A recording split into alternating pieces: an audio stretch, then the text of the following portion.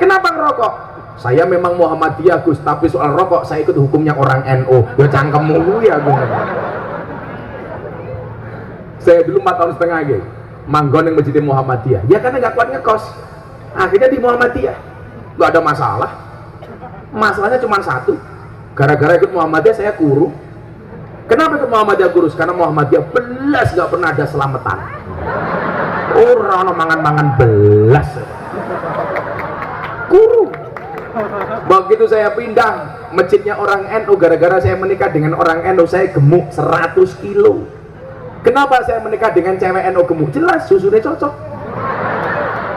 Begitu saya pindah ke masjidnya orang NU, tambah gemuk. Kenapa? Mergo wong NU titik-titik mangan, yasinan mangan, tahlilan mangan, sholawatan mangan, manakipan mangan, mujahadahan mangan, istighosahan mangan, tonggone loro njaluk didongake mangan, sing loro mati mangan meneh. Nanti ban serumane kaya takir kabeh.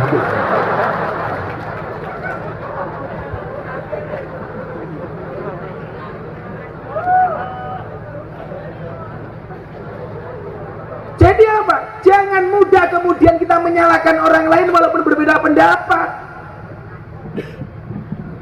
Orang mukhtalif itu biasa-biasa saja. Tahu perintahnya kemudian wa'tasimu bihablillah jami'an wala tafarraqu. Berbeda itu boleh, yang nggak boleh berpecah belah. Sah-sah saja. Maka kemudian apa? Kalau kita mengira hidup ini tidak akan diuji oleh Allah, Anda aneh. Kalau kita lihat Al-Baqarah 155, apa sih ujian manusia itu? Walanabluwanakum bisyai'in minal khauf wal ju' wa naqsim minal amwali wal anfusi wal thamarat wa basyiris sabirin. Ujiannya apa? Kita akan diuji oleh Allah dengan sedikit ketakutan. Takut opoli, sing jomblo takut gak bisa nikah. Santai saja. Ar-Rum 21, wa min ayati an khalaqalakum min anfusikum azwajan. Allah menciptakan manusia berpasang-pasangan. Berarti kalian semua sudah punya pasangan. Allah menciptakan manusia berpasang-pasangan. Itu artinya apa? Kalau kamu tidak punya pasangan, jelas kamu bukan manusia.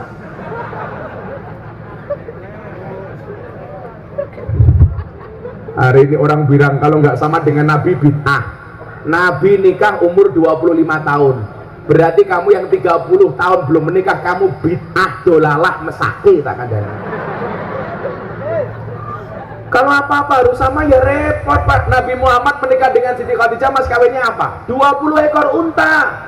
Sama dulu Gus Miftah menikah, mas kawinnya berapa? 20 ekor tengu. Kok kan podo mbahmu Kanjeng Nabi sugih kok. Saya dulu itu menikah karena kepepet. Saya pengen nikah umur 25 tahun, 24 tahun saya menikah, kan kepepet. Mateng dhisik matamu ngawur, mateng dhisik. Emangnya aku cowok apaan? Saya itu menikah kepepet. Kenapa Kiai? Saya belum pengen menikah, tapi saya sering memberikan nasihat pernikahan. Makanya jangan kaget kalau banyak artis menikah minta saya nasihati pernikahan, kayak Atta Halilintar, siapa. Karena dari muda saya sudah terbiasa memberikan nasihat pernikahan. Makanya quote-quote saya tentang pernikahan banyak. Karena apa? Karena sering memberikan nasihat. Pasangan terbaik bukan yang datang dengan segala kelebihannya, tetapi yang tidak meninggalkan kita dengan segala kekurangannya. Gara-gara saya belum menikah, dina sama teman-teman kiai. Alamif, urung rabi kok waningan dani wong rabi. Tak jawab, ya apa-apa kiai, buktinya Mbak Mudin orang tahu mati yang budal ke jenazah. Apa Mudin kudu modar dhisik lah ya ora. Ana Mudin ning kene iki. Ada Mbak Mudin di sini? Biasanya Raini kaya bandoso biasanya.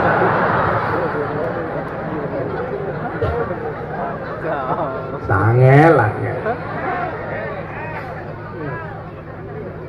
Makanya yang muda-muda nggak usah takut. Saya nggak berani nikah Gus, rezeki saya belum pasti. Yang belum pasti itu gajimu. Kalau rezekimu sudah pasti, menikahlah. Orang menikah itu membukakan dua jalan. Satu jalan rezeki, nomor dua jalan barokah goblok. Bayi. ngawur cangkeme. Diinfo masih. Jalan bayi.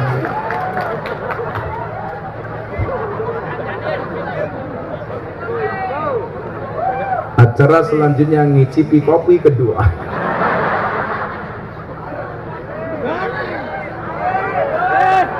Malah kecut banget tuh. Robusta. Shallu ala Nabi Muhammad. Bisa minal khauf, rasa takut. Ya biasa-biasa saja itu. Kok saya itu nganu ya Pak? Tahun 2000 sekian saya itu dipanggil sama Habib Lutfi pertama kali masuk kamar pribadi beliau. Waktu itu beliau bilang begini sama saya, awal-awal itu beliau bilang gini, "Le, ojo kaget yo, nopo bah, lak hasute kiai iki kadang-kadang luwih gede tinimbang hasute santri." Waktu itu ternyata ini menjadi dasar bagi saya hari ini untuk tidak pernah sakit hati sama sekali ketika ada orang membicarakan saya, membuli, menghina, mencaci, memaki, belas nggak pernah saya sakit hati karena saya punya dasar yang disampaikan oleh Habib Lutfi. Jauh sebelumnya, umur saya 6 tahun, saya pernah sowan di Blitar kepada macan panggungnya Jawa Timur, namanya Mbah Yusuf Yasin. Kalau orang-orang NU Lawas pasti tahu Mbah Yasin itu siapa. Pak Surya pasti tahu Mbah Yasin itu siapa. Dari Blitar, ini macan panggungnya Jawa Timur. Saya sowan ke sana. Kepala saya dilus-lus oleh beliau setelah turun dari panggung. Beliau mengatakan apa sama bapak saya? Pak Mur, anakmu sesuk iki cangkeme dadi. Kiai-kiai tuwa bakal seneng karo anakmu, tapi bocah-bocah nom oke sing ra seneng karo anakmu. Dan wallah itu terjadi. Saya dengan semua kiai sepuh itu dekat. Dengan Habib Lutfi, saya malah dianggap anak. Akhirnya saya bawa Hercules, preman terbesar di Tanah Abang yang mempunyai 1 juta anggota. Saya suruh sowan beliau, dianggap sebagai adik angkatnya Habib Lutfi, Hercules, yang pernah ditembak matanya nggak mati, dibacok hampir tiap hari. Hercules, ikut saya Pak. Saya kalau sama preman nggak pernah takut. Saya di Jakarta ngaji di Kriuk preman 20, saya nggak mundur. Kenapa? Belakang saya sumur. Cemplung modar aku. Saya dengan Bahdin Kendal dekat. Sayang banget beliau sama saya. Dengan Mbah Yaidin Ploso almarhum yang baru meninggal kemarin, sebelum meninggal saya dikasih sarungnya beliau. Dengan Mbah Maimun sebelum beliau berangkat haji saya dikasih 3, 1 serban, 2 sarung, 1 serban, 2 sandal, 3 parfumnya Mbah Maimun. Mbah Yai Buya Kapabil Lirboyo. Tapi sing nom-nom Pak, cangkemnya atos banget lah karo aku. Persoalannya apa? Bukan masalah beda pendapat, tapi beda pendapatan. Karena saya yakin loh, orang sekarang mengatakan Miftah itu nasabnya nggak jelas. Ayo hitung-hitungan nasab karo aku. Saya berani. Saya punya mbak ke-9 di Jawa Timur di Ponorogo, namanya Mbak Muhammad Besari. Kan saya puja Kesuma, putra Jawa kelahiran Sumatera. Kalau santri saya banyak yang Indo-Pakistan, bapaknya iblis, ibunya setan. Lawang santri datang ke pondok, saya nggak pernah tahu siapa orang tuanya. Dari Lampung itu banyak, dan santri sampai Lampung, dablek ya Allah.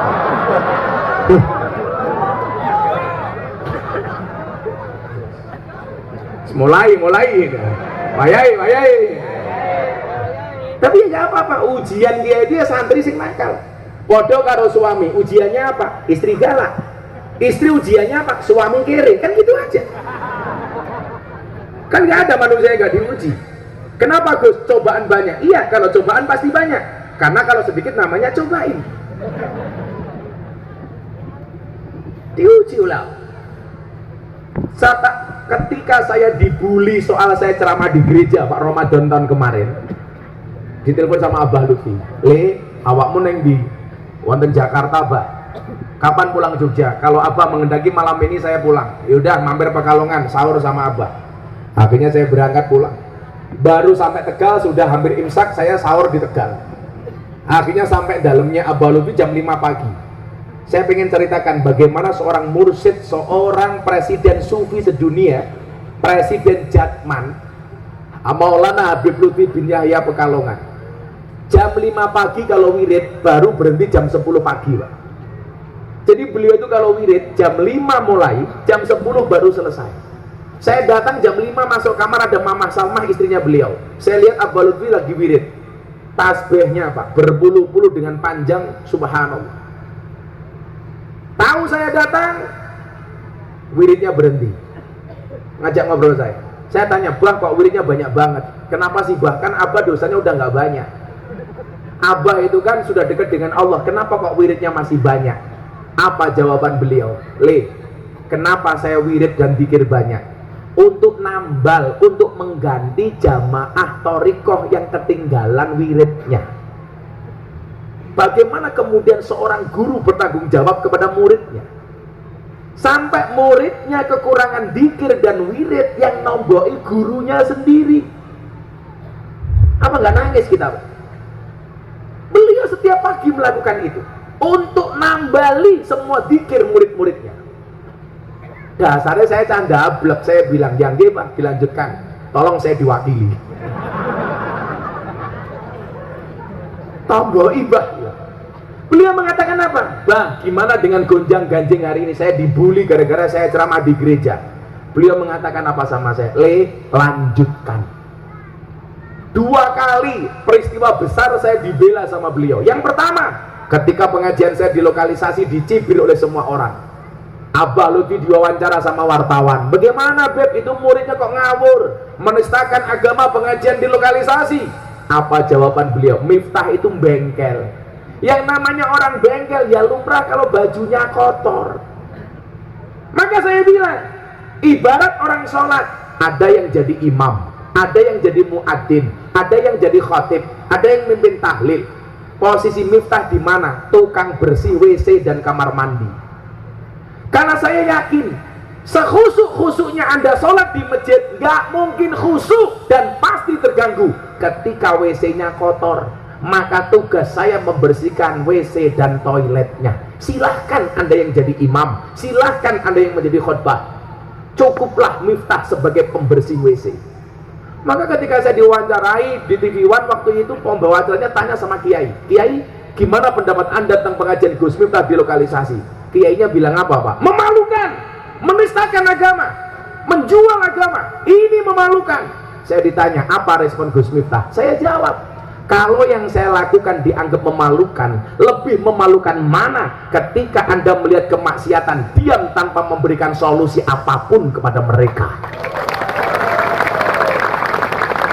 Maka kenapa hari ini banyak mobil tulisannya Presiden para pendosa? Karena saya membela anak-anak ahli maksiat supaya dekat dengan Allah. Saya mengatakan, jangan pernah menghina pendosa seolah-olah kamu tidak pernah berbuat dosa. Siapa yang gak pernah berbuat dosa? Makanya kemarin mobil yang viral di Muktamar itu mobilnya anak-anak santri. Ada gambarnya Gus Miftah, ada tulisannya Presiden para pendosa. Di Emersia, quote-quote saya banyak dibokong truk. Makanya kemarin saya bilang, saya dapat penghargaan 3 hal dari Leprit, Lembaga Prestasi Indonesia dan Dunia. 1, lelang belangkon termahal di dunia. Saya sumbangkan untuk Muktamar NU di Lampung. Belangkon harga 90.000 bisa terjual 900 juta. Saya 900 juta ini, jangan salah. Apalagi sarungnya, apalagi isinya.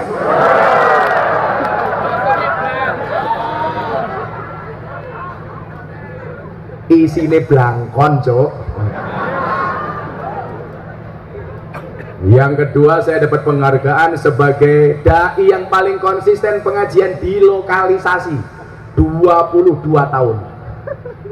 Saya sering ditanya wartawan, tahun 2018 saya diundang pengajian di Belanda, Swiss, Belgia, Italia. Saya ditanya, Gus, wartawan-wartawan Eropa, sebenarnya kalau Gus pengajian di lokalisasi pengen apa enggak? Tak jawab, ya pengen. Terus gimana? Ya ngempet. Masa kiai ngacengan, aku yang ngono tak. Wadah ke Ansor. Wis Ansor banser iki jos, lungguh ning isor tanpa tiker. Mulai pengajian insyaallah little body. Silite gatel kelebon wedi. Malah tepuk tangan. Ibu-ibu kalau cari menantu pilihlah Banser sebagai calon menantumu. Kenapa? Jelas kiai saja dijaga, apalagi anakmu. Oh. Besok saya Pak Kiai Surya masuk surga yang awal Banser. Banser kan tugasnya survei lokasi Pak Kiai. Jadi sebelum kiai masuk surga, surganya disurvei oleh Banser. Surganya siap, kiai masuk, Bansernya metu meneh. Oke, sing sacet masih diuji. Habib Lutfi mengatakan lanjut li. Idul Fitri malam kedua jam 12 malam Mbah Dim memberikan hadiah Fatihah untuk saya. Hari kedua siang jam 3 saya sowan beliau. Gus Alam putranya Mbah Dim bilang, "Abah ki sayang banget Gus karo awakmu." Lah nopo Gus? Tadi malam Abah itu hadiah Fatihah untuk sampean. Kok tahu-tahu sampean mak berduduk datang. Abah bilang apa? Mbah Dim ngendikake dalam kitab Ihya itu ada cerita Mesir itu pernah dilanda kemarau panjang. Ada sekian ulama berdoa minta hujan dan istisqa, nggak ada yang diijabah oleh Allah. Di situ ada satu ulama yang dianggap edan, dianggap kentir, dianggap orang waras, dianggap orang ngalim, dihinakan sama ulama-ulama itu. 27 ulama berdoa, nggak ada yang udan. Akhirnya sing dianggap edan ki ndonga malah udan. Lah Mbah Dim ki ngendikan gegek sing edan ki awakmu Gus. Kita tuh gampang banget kok menghina orang. Padahal kiai semuanya itu punya maziyah masing-masing, falikuli syai'in maziyah.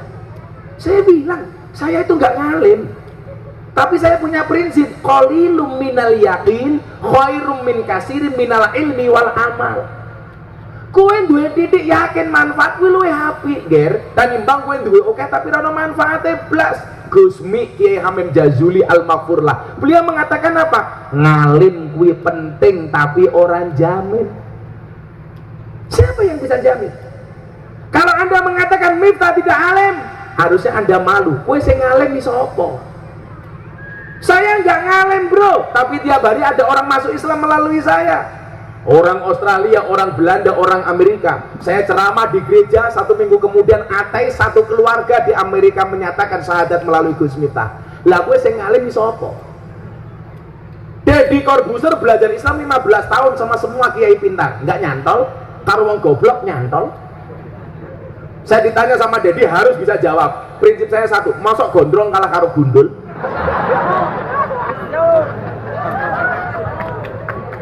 Nyatanya masuk Islam.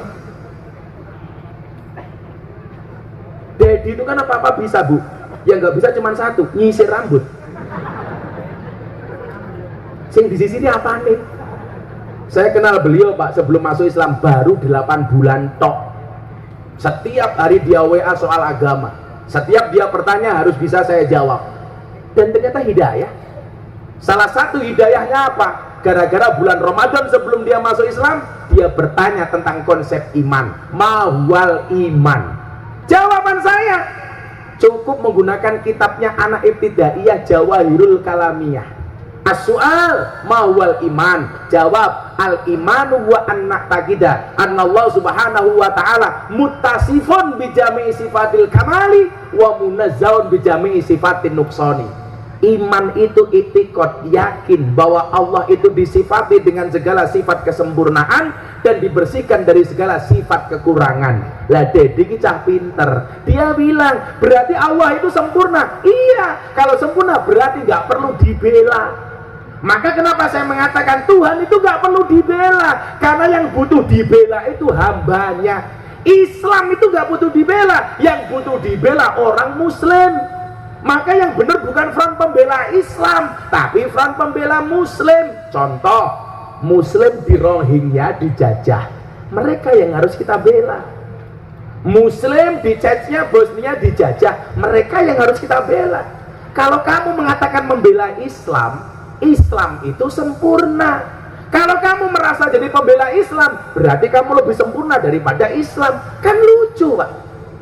Sing butuh dibela ki awake dhewe ora Gusti Allah. Contoh, tersangka butuh pembelaan dari siapa? Pengacara. Kenapa? Karena tersangka itu lemah, maka dibela oleh orang yang kuat. Bentuknya apa? Pengacara.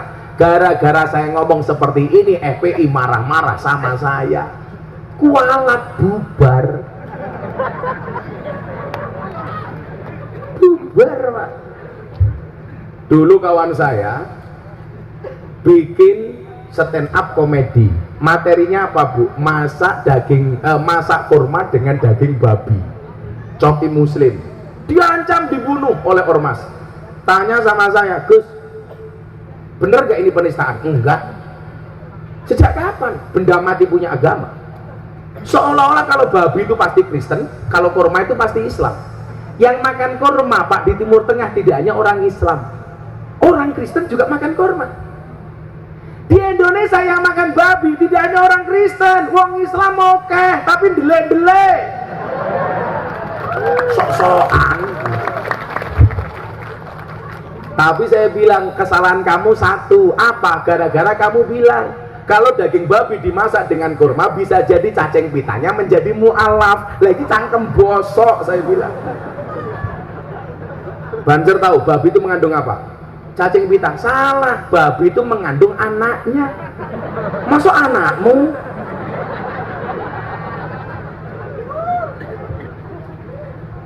Bisa iminal khauf, kita diuji oleh Allah dengan ketakutan-ketakutan.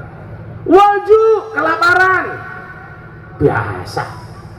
Cak nom-nom, gak usah khawatir. Saya sering bilang, kalau kamu meragukan rezekimu, belajarlah dari penyanyi dangdut. Penyanyi dangdut itu makhluk spesial. Kenapa? Dia mampu bertahan hidup hanya dengan organ tunggal.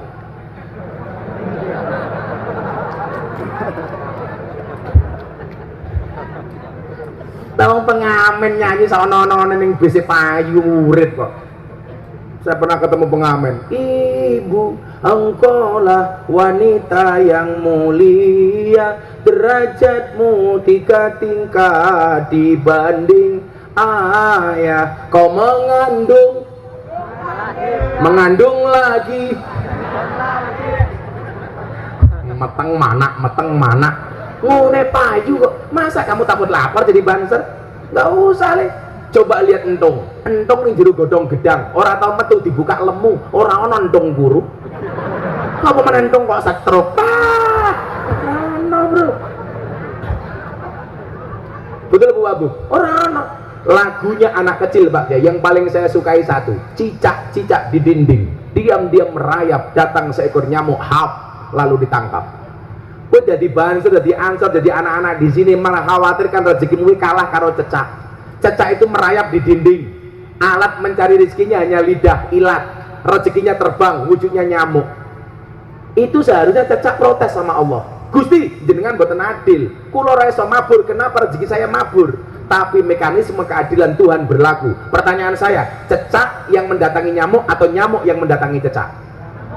Nyamuk yang mendatangi cecak. Datang seekor nyamuk, hap, lalu ditangkap. Begitu nyamuk terbang, duk.